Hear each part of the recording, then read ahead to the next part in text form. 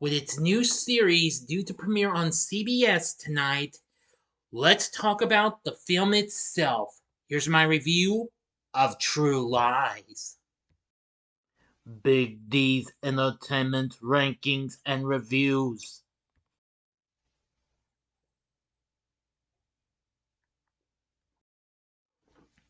So, greetings, my fellow YouTubers, and welcome to Big D's Entertainment Rankings and Reviews.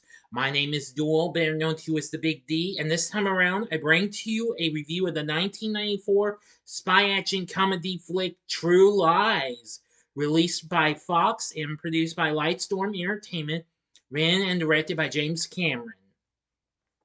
Based on the 1991 French comedy film La Totale, or I'm sorry if I mispronounced it.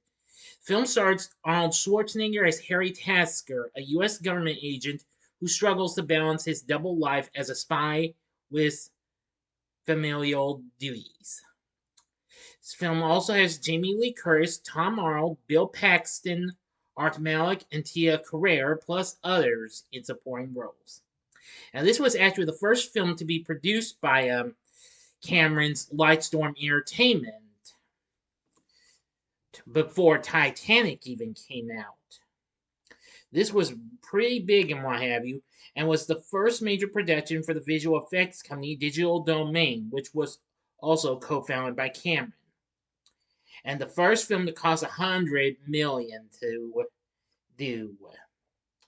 This would also be the first film to introduce Fox's 20th Century Fox's logo when we first see the searchlights come out from low on the I think you know how it goes. It still goes like that to this day as 20th Century Studios. Okay, this film was such a big hit when it came out, and it was just so big.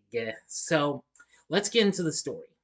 Harry Tasker leads a double life to his legal secretary wife Helen and his rebellious daughter Dana. He is a boring computer salesman, often away on business trips, but in actuality, he is a secret agent for Omega Sector, a top secret U.S. counterterrorism agency. Harry, along with his teammates Albert Gibson, or Gib, and Faisal, infiltrate a party in Switzerland hosted by billionaire Jamal Khalid, where Harry meets beautiful art dealer Juno Skinner. Eventually, they learn that Juno is not only Khalid's art dealer, but that she is being paid by an Islamic terrorism group called Crimson Jihad, led by Salim Abu Aziz. Harry visits her undercover as a potential buyer to learn more, leading Aziz and his men to attempt to kill him. Harry fights him off, but loses Aziz in pursuit. As a result, he misses the birthday party that Helen and Dana had planned for him. Harry goes to Helen's office the next day to smooth matters over and surprise her for lunch, but overhears her making secret arrangements to meet a man named Simon. Suspecting Helen is having an affair, he uses Omega Sector resources to learn that Simon is a used car salesman who pretends to be a covert agent to seduce women. In disguise, Harry and other Omega agents kidnap Helen and Simon.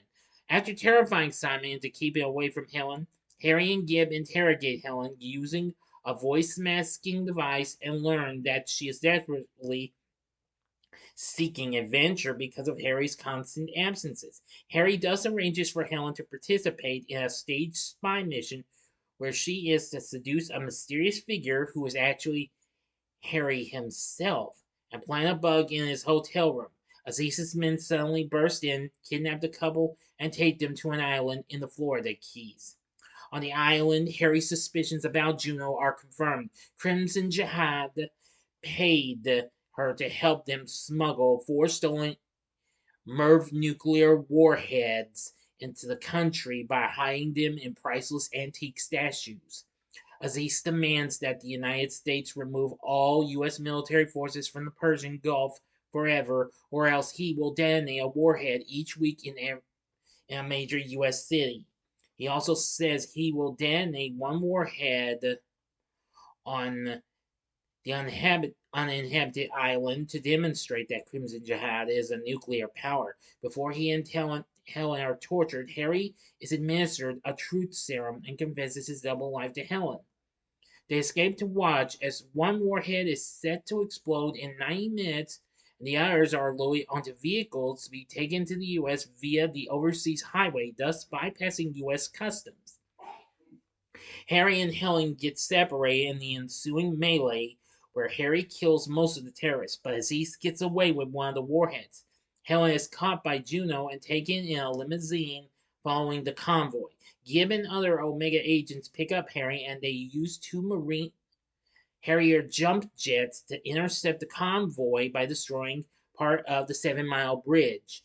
Harry rescues Helen from Juno's limo before it goes off the highway and topples into the water. Now, for the ending, you know the procedure. 5 seconds to stop this video. Go to the description box below. Fast forward to the time below as I count down. If you've seen the movie already, please continue. Okay, you've been warned. The warhead left on the island detonates in front of the public without killing anyone. Gibb tells Harry that Aziz and his men are holding Dana hostage in a downtown Miami skyscraper and are threatening to detonate their last warhead. Harry commandeers one of the Harriers to rescue Azar. Faisal gets into the building by posing as part of a news team requested by Aziz. When Faisal kills several of Aziz's men, Dana steals the missile control key and flees to the building's roof, eventually climbing a tower crane and threatening to drop the key to the street. Aziz pursues and nearly catches her before Harry arrives. Harry rescues a shocked Dana, and after a tense struggle with Aziz, he eventually has him ensnared on the end of one of the plane's missiles, which Harry fires at a terrorist helicopter, killing Aziz and the remnants of Crimson Jihad. Harry, Helen, and Dana are then safely reunited.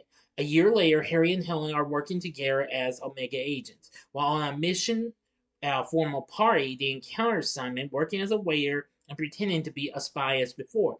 He runs away in fear after they reveal themselves and threaten to kill him.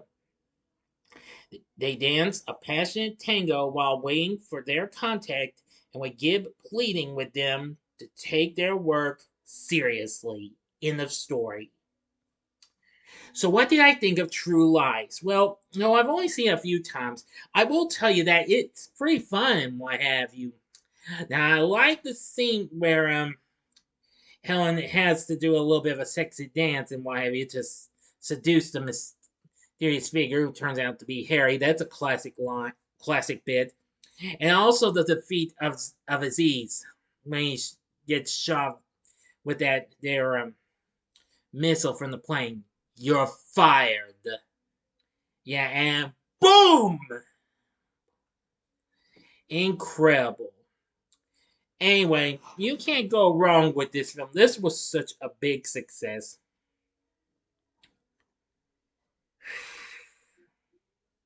It got released on. It has been released on physical media numerous times.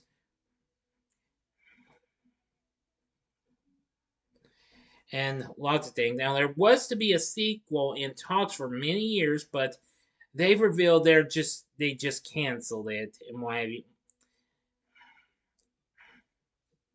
Anyway, now of course the film would go on to be a big success, making 378 million worldwide and became the third highest grossing film of 1994, right behind The Lion King and Forrest Gump.